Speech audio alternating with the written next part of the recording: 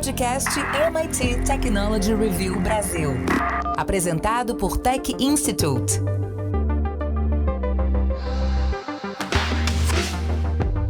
Olá, eu sou André Miceli e esse é mais um podcast da MIT Technology Review Brasil. Hoje eu, Rafael Coimbra e Carlos Aros vamos falar sobre como perdemos o controle dos nossos rostos. Vou começar contando uma história que está no artigo com o mesmo nome que foi publicado na Technology Review pela Karen Hall. Em 1964, o matemático e cientista da computação Woodrow Bledsoe testou pela primeira vez combinar os rostos de suspeitos por cometer crimes com as suas fotos. Ele mediu as distâncias entre diferentes características faciais em fotografias desses criminosos e suspeitos e inseriu essas medidas num programa de computador. Esses estudos, ainda muito rudimentares, deram início a décadas de pesquisas em machine learning sobre reconhecimento facial. Agora, um novo estudo mostra o quanto essa prática foi nociva para nós. Ela não apenas alimentou uma ferramenta de vigilância, mas a última geração de algoritmos de reconhecimento facial baseado em Deep Learning rompeu completamente com as nossas regras de privacidade. Esse é o nosso debate de hoje, mas antes de chamar os meus amigos, eu quero lembrar que esse podcast é um oferecimento do SAIS e da Salesforce.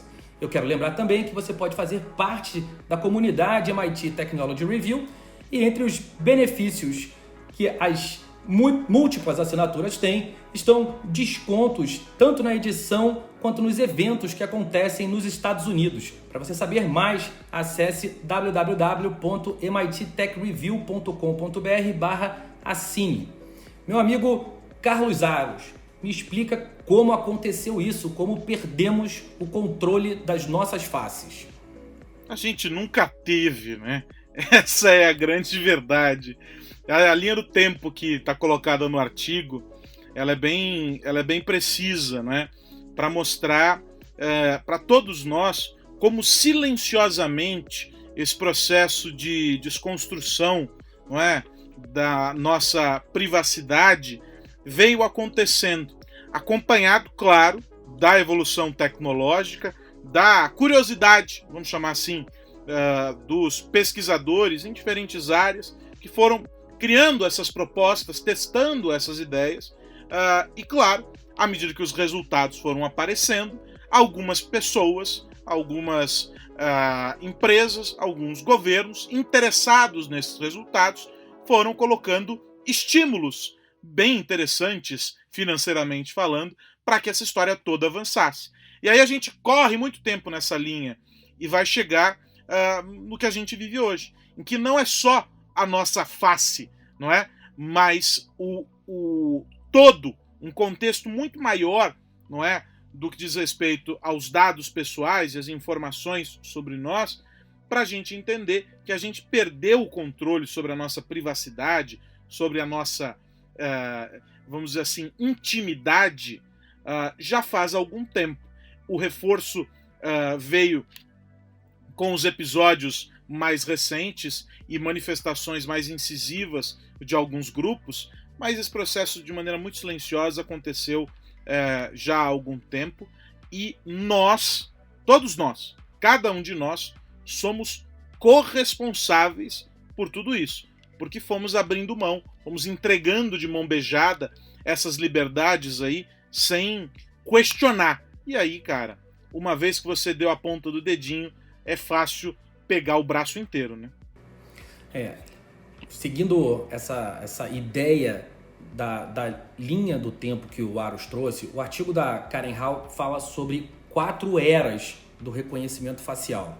Rafa Coimbra, queria te pedir para explicar essas eras e contextualizar sobre como cada uma dessas eras foi tirando essa privacidade de nós. André, os pesquisadores eles trabalharam com uma base de dados que começou em 1976 e foi até 2019. E o que eles perceberam foi que até 95, 1995, entre 76 e 95, as fotografias eram basicamente em papel, a que a gente conhecia, aquela foto tradicional, e a computação estava ainda no início, engatinhando. Então, não tinha muita agilidade para você trabalhar com bancos de dados de fotos. Era tudo muito lento. De 96 até 2006, aí a gente teve um salto, né? Chega computador, chega internet, os programas de análise de fotografias começam a ficar mais sofisticados, cria-se uma base maior de fotografias de identificação na polícia ou em estabelecimentos comerciais, então já dá um salto muito grande. De 2007 a 2013, aí a coisa explode de vez, porque começam a ficar mais fortes as redes sociais, o Google. Então, o nosso material, as nossas fotos, toda aquela foto que você coloca no seu perfil, aquilo ali virou uma bagunça, porque todo mundo começou a analisar, começou a compilar e começou a usar. As nossas imagens começaram a circular numa velocidade e numa quantidade absurdamente maior nesse período, impulsionado pelas redes sociais. E aí, em 2014, chega esse momento que a gente está vivendo agora, e que o Aros citou, que é o do Deep Learning. Os computadores ficaram ainda mais sofisticados, e aí tem um componente empresarial forte do Facebook. O Facebook investiu muito para aprimorar os seus algoritmos. Hoje, o Facebook consegue reconhecer a sua foto num escuro, de cabeça para baixo. Outro dia, eu fui marcado numa foto que eu aparecia na imagem da TV de uma outra pessoa. E estava lá, o meu rosto foi reconhecido pequenininho. É impressionante o poder computacional que essas grandes empresas têm agora com essa base de dados. E esse é o momento que a gente está vivendo agora, e ele só vai avançar. Por quê? Porque a gente vai ter mais poder computacional, mais elementos de inteligência artificial que analisam não só quem somos nós, essa identificação que hoje é até simples, mas vai tentar analisar nossos comportamentos, os nossos hábitos, o que a gente está fazendo a partir das representações que a gente posta, ou muitas vezes são capturadas sem que a gente nem saiba pelas câmeras e redes sociais. E a gente tem que observar um contexto também aí, desculpe, André, mas observar um contexto em que a gente deixou de falar também de uma vigilância, vamos colocar aqui, que estava só no ambiente digital.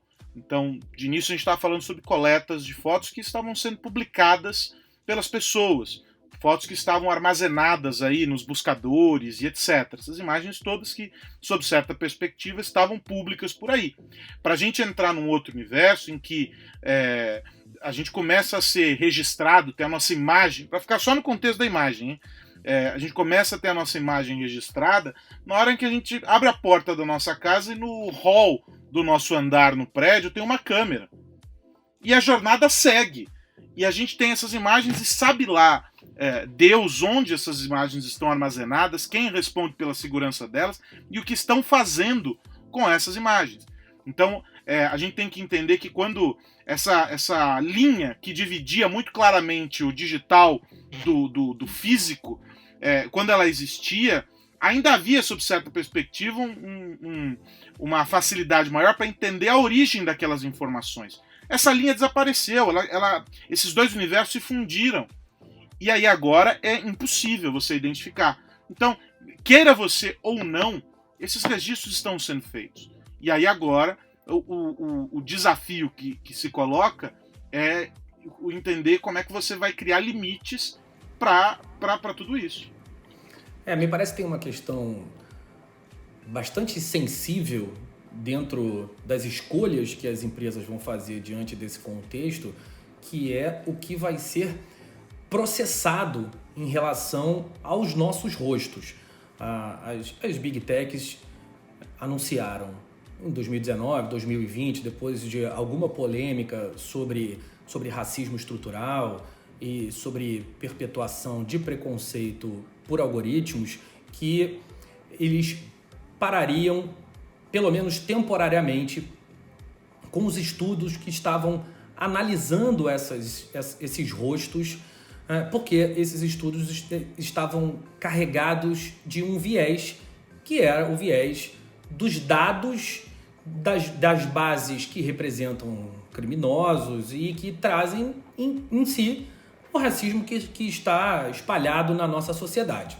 E aí, por entender que, de alguma maneira, esses algoritmos perpetuariam esse racismo, as Big Techs falaram, vamos parar por um tempo e quando a gente conseguir saber como resolver essa questão, a gente volta. É claro que para resolver o output, né, para que o processamento saia limpo, o input vai precisar estar com qualidade também. Então a gente vai ter que melhorar a entrada de dados para que a saída faça sentido. Então ali tem um imbróglio para ser resolvido. Por outro lado, tem a questão do armazenamento. Essa continua acontecendo livremente e, como vocês disseram, e eu concordo completamente, vai aumentar. Não tem como não aumentar, porque a gente vai ter mais estabilidade de conexão, mais performance e, naturalmente, outros equipamentos vão coletar os nossos rostos sob o pretexto, ora justificado e ora injustificado, de nos entregar uma experiência de uso melhor, ainda que por diversão. A gente sabe o quanto esses aplicativos de envelhecer o rosto, por exemplo, fazem sucesso quando isso acontece, e sempre que existe uma nova onda de uso desses aplicativos, no final das contas, alguém está coletando muita informação valiosa, ainda que a gente não saiba naquele momento qual o fim de utilização dessas informações. Então a gente vai ver essa coleta aumentar substancialmente. E aí tem essa encruzilhada. O que a gente vai fazer com essa informação e o volume de dados. Diga, Rafa. Eu acho, André, que essa briga de cessão de imagem, ela é quase perdida, né? Por que eu estou dizendo isso? Porque, para nós, né, a não ser que quem esteja nascendo agora, mas uma vez que a nossa imagem cai na rede, para usar uma expressão bem simples, já era, né? Isso está em algum lugar, o digital é replicável, é dificilmente rastreável. Por que eu estou dizendo isso? Está tendo uma polêmica agora no Canadá e nos Estados Unidos. Uma empresa chamada Clearview AI, que simplesmente entrou em todas as redes sociais e pegou as informações, fotos que estavam ali nas redes sociais. E ela montou um super banco de dados que é usado nos Estados Unidos pela polícia. A polícia, quando está atrás de um suspeito, ela tem um convênio com essa empresa, e essa empresa tenta descobrir, por meio de descrições e outros tipos de análise, quem é aquela pessoa. E a empresa, o Canadá, quis banir a Clearview AI. E o argumento da empresa é o seguinte: olha, eu não faço nada, eu só apenas coleto informações públicas. Se a pessoa colocou uma fotinha lá no perfil do Facebook, ela quis fazer. O perfil dela é público, o do LinkedIn também, o do Twitter também. Eu só estou organizando as informações. É um argumento que não colou no Canadá, nos Estados Unidos está mais ou menos cola ou não cola, mas o fato é, essa base já está aí. E é verdade, quando a gente vai lá, li, aceito, concordo, já era. Uma vez que a gente posta a nossa imagem na rede social e alguém captura aquilo ali, dificilmente a gente vai ter esse conteúdo de volta. Carlos Aros, outra discussão importante sobre um tema correlato à questão dos rostos e da privacidade, do processamento, é o debate sobre deepfakes. Queria te pedir para trazer o cenário nesse momento, o que a gente tem em relação a isso. A gente tem a mesma falta de controle, né? O mesmo vácuo que se estabelece dentro desse universo aí que vocês dois muito bem descreveram, que traz desafios para as empresas, para os reguladores e tudo mais. A gente coloca mais um elemento, que é o cometimento de crimes usando as imagens de terceiros. E aí você tem episódios e mais episódios sendo colecionados de pessoas que descobriram, por acaso, apenas quando o prejuízo já tinha ocorrido, que a imagem delas estava sendo associada a um sem número de coisas que elas não haviam praticado. Então tem desde o chamado revenge porn, né, o pornô de vingança, vamos colocar assim, que são os vazamentos dessas imagens de cenas, enfim, de registros de momentos íntimos forjados com a sobreposição do rosto de alguém sobre uma outra gravação.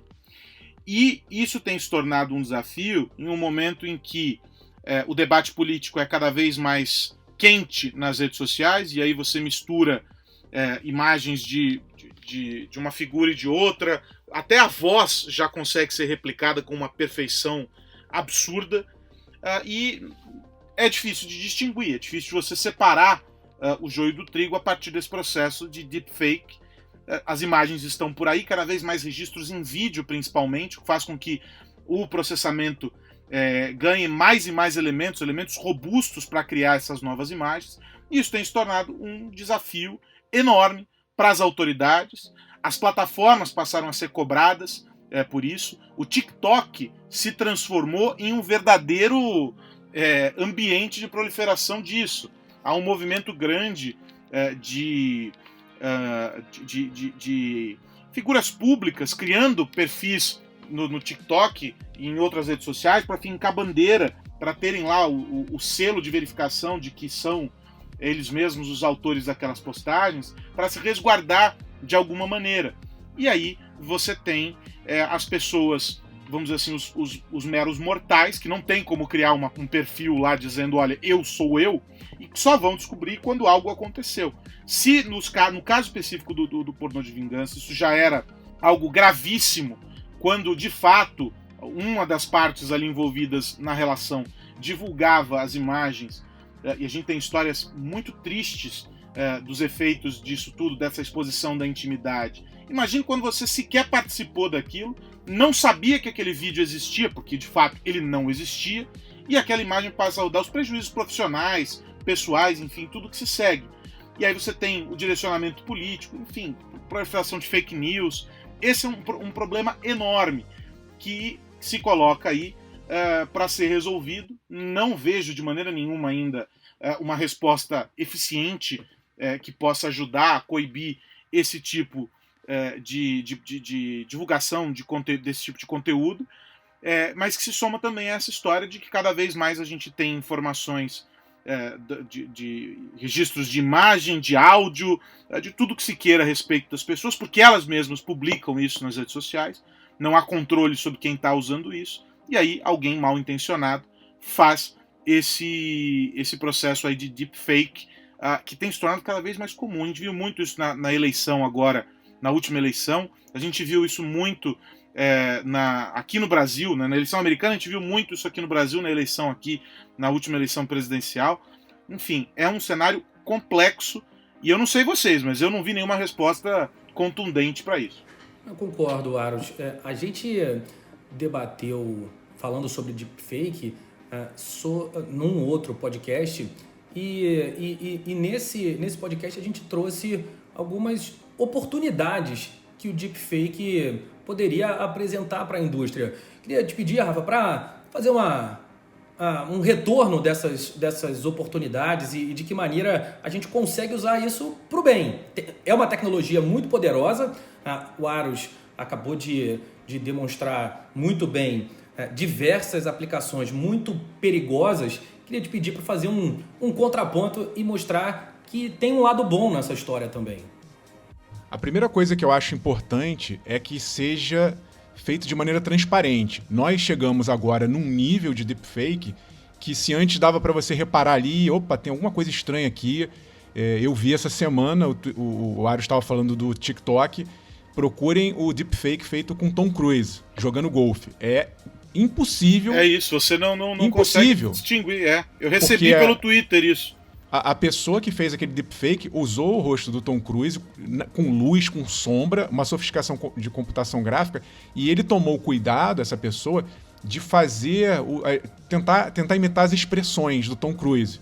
Então combinou ali uma coisa de ator com uma camada digital. Eu olhei várias vezes e juro que é o Tom Cruise. E eu sei que não é, porque está escrito que é um deepfake. Então acho que a primeira coisa, se alguém vai trabalhar, pode ser como esse, que é uma brincadeira, ou a criação de um personagem digital por parte de uma marca. A gente vê aqui no Brasil, inclusive, várias grandes marcas criando os seus mascotes virtuais. Já estão fazendo dancinhas no TikTok também, já estão em todas as áreas, só que você ainda percebe que é um personagem criado como se fosse um desenho, bem feito, mas é um desenho. No momento em que a gente começar a ter influenciadores digitais criados com deepfake, a gente não vai saber. Então é importante que quem fizer isso por entretenimento, quem fizer isso por uma marca, tem que explicar, olha, isso é um personagem virtual, ele está aqui para te ajudar. A gente vai ter chatbots, que hoje a gente vai ali por texto, ou aquela voz ainda meio robotizada. Quando isso tudo evoluir, nós teremos personagens que você vai jurar que é um humano e, na verdade, é uma máquina ali, toda cheia de inteligência artificial e uma camada visual na frente. E a transparência, insisto, é a palavra-chave. É isso, meus amigos. Hora de virar a chave lá do bom e ruim na tecnologia neutra como sempre. Quem decide o que fazer com essa história toda somos nós, seres humanos, e é por isso que é tão importante a gente colocar essas discussões aqui e deixar o nosso ouvinte chegar às suas próprias conclusões. O que mais você precisa saber? Rafael Coimbra falando no nosso ouvinte no que ele deve ficar de olho nessa semana. Ficar de olho, André, na volta por cima do Twitter. O Twitter anunciou alguns recursos que ele está prestes a implementar. É um recurso de criar comunidades, grupos dentro do Twitter. Hoje você tem lá os seguidores, mas você não consegue fazer algo como um Telegram, de criar um grupo, ou um Facebook também, que tem grupos. Então é uma aposta da plataforma lançar esse tipo de ferramenta, e também vai lançar um mecanismo chamado Super Follow, em que pessoas vão poder vender seus tweets. Um modelo que eu entendi vai ser meio de assinatura, então você cobra lá 5, 10 reais por mês, e aquele grupo que te segue, aí vai ser um grupo fechado, só esse grupo que pagar vai ter acesso a determinadas postagens suas. É uma reação, o Twitter está aí, a gente já falou do Twitter Spaces, que era a reação ao Clubhouse, também sendo testado nesse momento, e eu estou achando bem interessante porque o Twitter não criava nada muito relevante há muitos anos, e de uma hora para outra está fazendo e acontecendo. Comprou também uma outra empresa de newsletter, vai começar a oferecer esse serviço muito para bater de frente com uma outra que vem crescendo muito, que é o Substack. Então tô bem empolgado aí com essa briga do bem, briga de inovação proporcionada pelo Twitter. E finalmente o Twitter se movimentando, né? Isso é o mais interessante. Na esteira desses anúncios aí de novidades, eles também apresentaram a projeção aí para os acionistas. Estão querendo mais do que dobrar a receita nos próximos 2 anos, estão com a perspectiva de aumentar a base de usuários ativos diários. Ou seja, o Twitter está tentando se movimentar, algo positivo, porque eu particularmente gosto da rede social, sou um cara que gasta um tempo lá no Twitter, e me sinto incomodado com essa mesmice, né? O Twitter tem esse desafio de não querer perder os usuários que estão lá já há bastante tempo e gostam desse formato mais tradicional, mas precisa responder a um movimento de outras plataformas que se tornaram mais interessantes, por assim dizer, do que ele. E achei bem importante esse movimento de resposta. E é um movimento que traz benefícios para todos nós. É importante que esse poder das Big Techs seja granularizado, que tenham outras empresas ali participando dessa história. Por isso torço também para que Clubhouse cresça e abocanhe um novo pedaço, Telegram também, TikTok, e que cada um vá encontrando o seu nicho, seu espaço e a sua tribo. Carlos Aros, seguindo, vamos você daí mesmo, o que não poderemos perder nessa semana que começa. A gente tem que ficar de olho em um outro movimento interessante, que é o da LG, que nesse ano, na Consumer Electronics Show, na CES, teve a sua edição digital, né, edição histórica e digital, a LG apresentou mudanças no WebOS.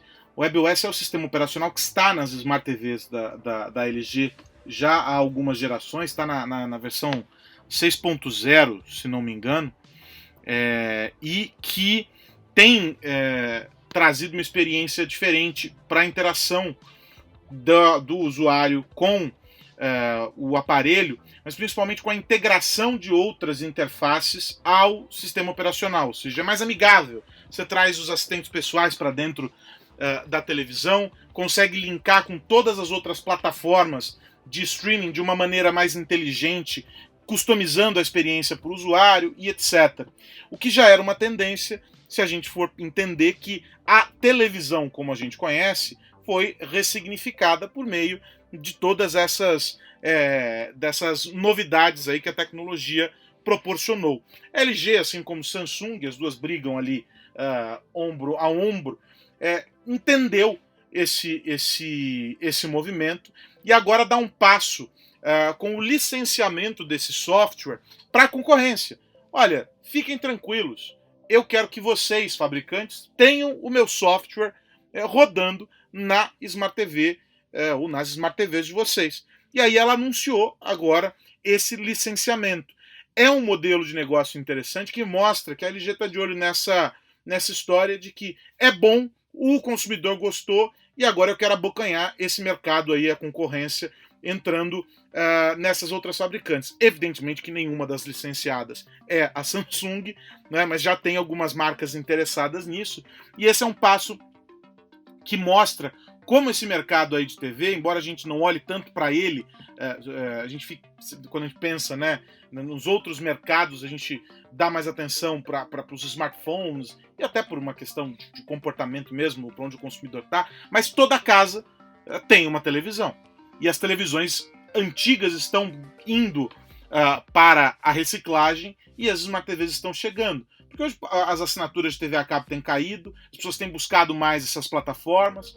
Então, olhando para esse movimento do consumidor, a LG dá esse passo. E em paralelo a isso, a gente tem que olhar também a Amazon com o seu Fire Stick, não é? A Apple com a Apple TV e a Xiaomi com o seu Mi Stick também, que é uma cópia do Fire Stick da Amazon, correndo por fora para aquelas TVs que não tem o sistema operacional. Então a LG está dizendo assim, olha, você não precisa comprar nenhum dos sticks, você bota na tua televisão o meu sistema e o teu consumidor vai ter a experiência completa, ele não vai precisar ocupar uma entrada HDMI com nada disso. Então é um jogo interessante, um jogo de xadrez interessante, que eu acho que beneficia muito o consumidor. Mais uma bela briga pela frente.